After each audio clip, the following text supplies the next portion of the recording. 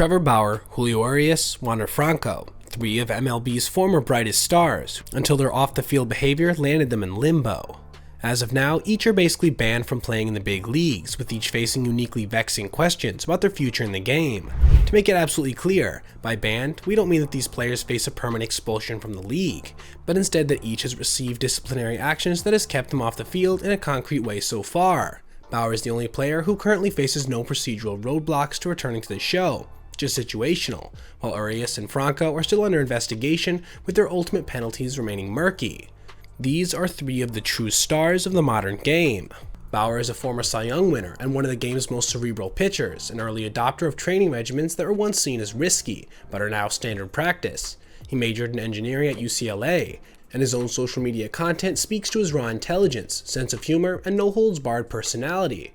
As one of the sport's more eccentric practitioners and controversial teammates, Bauer's fall doesn't seem completely out of character, but it's the reasons themselves that leave us as fans perplexed as to what roadblocks remain in his way back to the bigs. Urias came up with the Dodgers at age 19 and quickly showed why he was one of the top prospects in the major leagues. Signed out of Mexico when he was 16, Urias flashed brilliance in 2016 as a teenager, going 5-2 with an ERA of 3.39. For his career, his numbers are gaudy: 60-25, a 3.11 ERA, and an ERA plus of 134. But demons seem to eat at him. Instead of going into a free agency offseason that promised to pay him $150 to $200 million, he faces criminal proceedings and the possibility of never playing in the big leagues again. Franco was baseball's consensus top prospect in both 2019 and 2020, a can't-miss talent who go weeks at a time without swinging and missing in the minors. Groomed from a young age for stardom on the diamond, the product of a prominent Dominican baseball family, Franco was a millionaire at the age of 16, signing for $3.8 million with the Tampa Bay Rays. His mother had two brothers, Eric and Willie Ibar, who each played in the big leagues themselves. Franco's two older brothers and father all played in the minors. El Patron was the chosen one, the prodigy who at the age of 13 knew he was going to be an elite big leaguer someday. He was essentially removed from school in 6th grade so he could focus on baseball, a darkly ironic twist in what could end up being his permanent downfall. While we can't provide analysis of the legal situation each finds themselves in, we can still look at these three players from the eyes of a general manager who must decide what his team's stance will be. Do any of these pariahs have a future in the game? If so, why or why not? Facts here are indispensable, but the problem is, facts keep emerging that shift the dynamics for each player.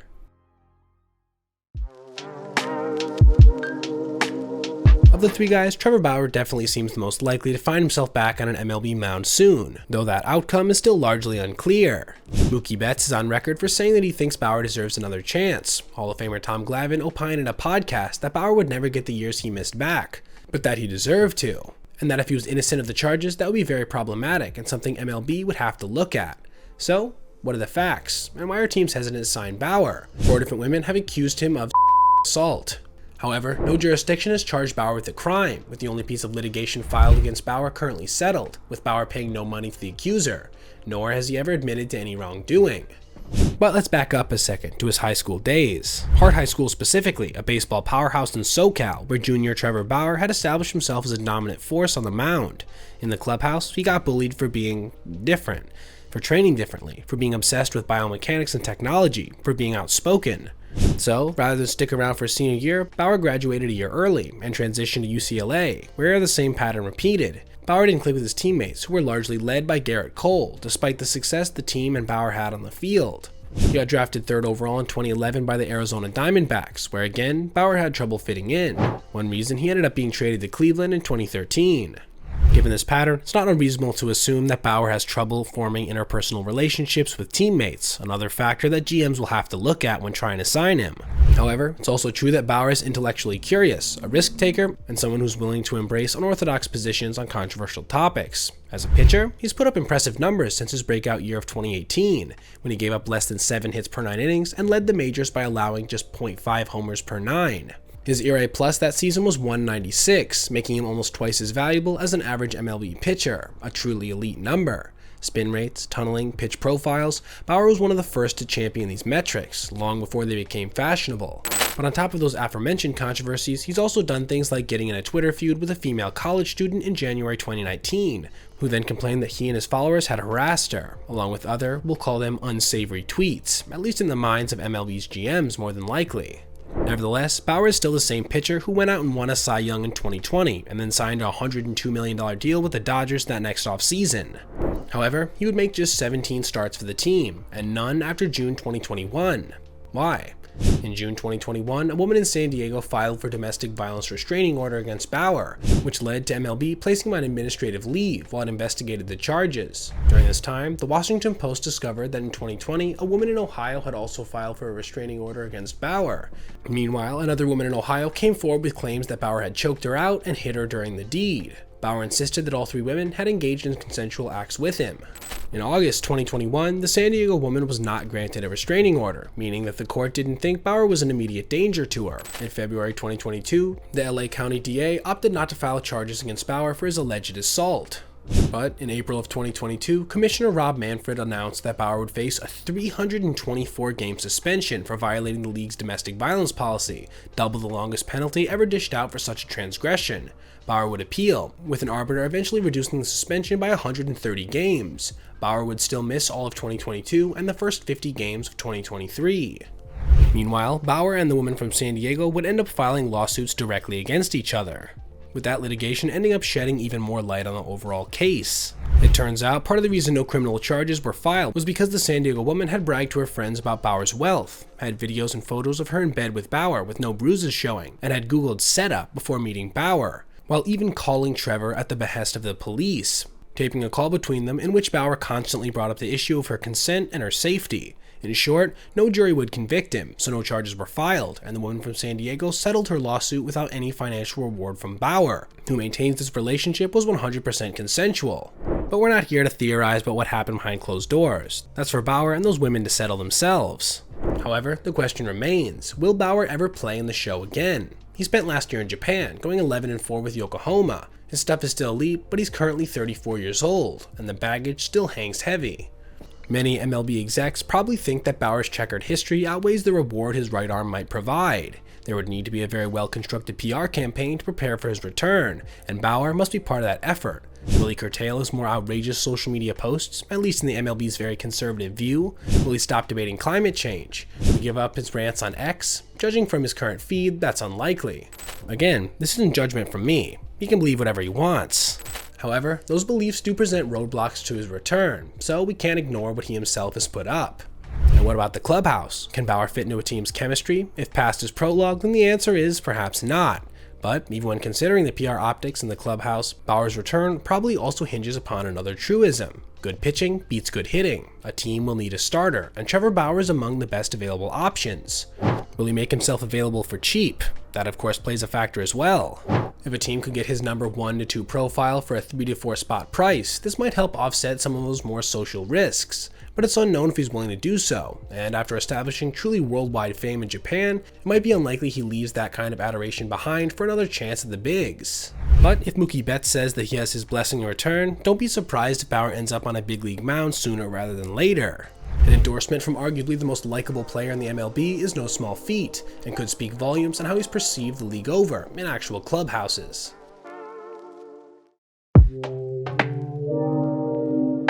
A tall, athletic left-handed pitcher gets into a fight with his girlfriend. Hiding in some bushes, she calls 911. Inside a garage, 8 gunshots are fired. The girlfriend claims she was pushed against a wall. The player isn't arrested, but is later suspended for 20 games by the commissioner. Is this the story of Julio Urias? Nope, that's what happened to Aroldis Chapman in 2015. Following the suspension, he helped the Cubs win a pennant and then the World Series, and then signed an $86 million deal with the Yankees. New York owner Hal Steinbrenner said at the time that everyone would forget about the domestic violence suspension. He was right, but the situation with Urias is far graver than that of Chapman, because it's Urias' second alleged violation of the league's domestic violence policy. No player has ever been punished for 2 transgressions, and so most observers assume that the commissioner will hand down the longest suspension in league history, surpassing even the 394 games first levied against Bauer. It would be a stunning fall for a player who at age 16 was dominating the low minors, having been signed by legendary Dodgers scout Mike Brito, the same man who discovered Fernando Valenzuela. Even when he was 10 years old, Urias was already affiliated with the Mexican national team, and by the age of 14, he was already traveling with them. Signed on his 16th birthday, Urias surprised no one by striking out 6 over 3 innings in his pro debut, at an age when most American players are in the 11th or even 10th grade. By 19, Urias was part of the Dodgers rotation. Injuries curtailed the next 2 seasons, but by 2019, he was back pitching in long relief. By 2020, Urias was a Dodgers mainstay, helping the team to a World Series title by giving up nothing in all 4 series the Dodgers won. He then broke out in a major way as a starter in both 2021 and 2022, going a combined 37-10 with an ERA of 2.56. His Mexican heritage helped make him an icon in LA, and he was, in many ways, one of the faces of the organization, seen on murals and billboards all over town. But there were issues even during this peak in his career. In 2019, Urias was with a woman in the parking lot of the Beverly Center when someone saw him push his companion, though the woman would later say she tripped and fell. The police pressed no charges, but Manfred handed down a 20-game suspension. Urias would complete a 52-week counseling course and stay out of trouble to avoid further punishment. At the time, he said the right things about being accountable and growing as a person. If the story ended there, Urias would more than likely be signing a $150 to $200 million deal to be the frontline starter for a team somewhere. But he won't. In fact, there's a good chance he'll be charged with felony domestic battery stemming from his latest situation. In September 2023, following an LAFC match against Miami and Lionel Messi, Urias was seen leaving Exposition Park with his girlfriend. They were arguing about something she'd found on his phone, and during this argument, witnesses saw him attacking her. Police were called, and Urias was booked that night on felony domestic violence charges. Even worse for him, apparently the whole thing was caught on video by a witness. It hasn't since been leaked, but it might very well be at some point, and it seems plausible that it could have real evidence of illegal behavior. The Dodgers tried to get ahead of this PR disaster by removing his likeness from all team-related spaces and cleaning out his locker in the clubhouse before the season even ended. The LA County DA is still weighing whether or not to press charges, and until then, MLB won't sanction him. But as soon as those charges are or aren't filed, MLB will almost surely make an example out of Urias. Does that mean Julio won't pitch in the big leagues again? Not necessarily. There are comps, even if none are 1-to-1. Chapman, of course, continued on with his career as if nothing had ever happened. In 2022, Marcell Ozuna of the Braves started pushing and hitting his wife in front of the cops, who had responded to a 911 call. All of it was caught on body cam footage. Ozuna missed the rest of the season, including the playoffs, and then completed a pretrial diversion program and was back on the field in 2023. But neither Chapman nor Ozuna was charged with felony domestic battery, as Urias may soon be. They didn't spend time in jail, as Urias very well might. They didn't face suspensions that could exceed 3 or 4 seasons. Urias definitely has offers to pitch in Mexico, but it's hard seeing a team bringing him back in his 30s, especially with the PR nightmare it would cause. Never say never, but in this case it does seem pretty unlikely that Urias will ever throw another pitch in the big leagues. That is, unless the whole situation ends up being largely exaggerated. At this time, that does seem somewhat unlikely. Before we tackle the case of Wander Franco, there must be several caveats in place. The first is that in no way should anyone condone crimes against children, especially of the nature Wander has been accused of. If Franco is found guilty of anything remotely in that realm, then he's finished, not only professionally, but legally as well. It would be a sad, pathetic ending to a career that could have challenged some of the record books, or at least been one of the great bodies of work of his generation. The second is that everything currently being levied against him is at this point alleged, so we can't pretend to assume the facts. With that being said, we can at least discuss what his accusations are, and what they could mean for him overall. Currently, he faces the charges of exploitation and money laundering. The victim appears to be 15 years old, but was 13 when the relationship began. If these facts are confirmed 100%, then Franco rightly deserves a prison sentence, and his career is over. After recent messages were apparently leaked by the victim's mother, in which Franco seems to admit that he knew it was a risk, but it was, quote, one worth taking, along with uttering the unbelievably disgusting line of, "I want to raise you in my own way." It certainly doesn't seem like he's going to be beating the charges, if these are in fact confirmed by the court. Franco was on fire in August 2023 when these charges emerged. In his last 10 games, he had hit .415 with 4 homers and 9 RBIs. He had hit the first walk-off homer of his career. His WAR of 5.5 was one of the best in the game. His defense was Gold Glove caliber. He was living up to the hype that had surrounded him since he was 13 years old. Then came a post on Instagram, and Franco was immediately placed on administrative leave, where he remained for the rest of the year. The facts, so far, are this. In July 2023, a teenage girl in the Dominican Republic filed a complaint against Franco because of an inappropriate relationship.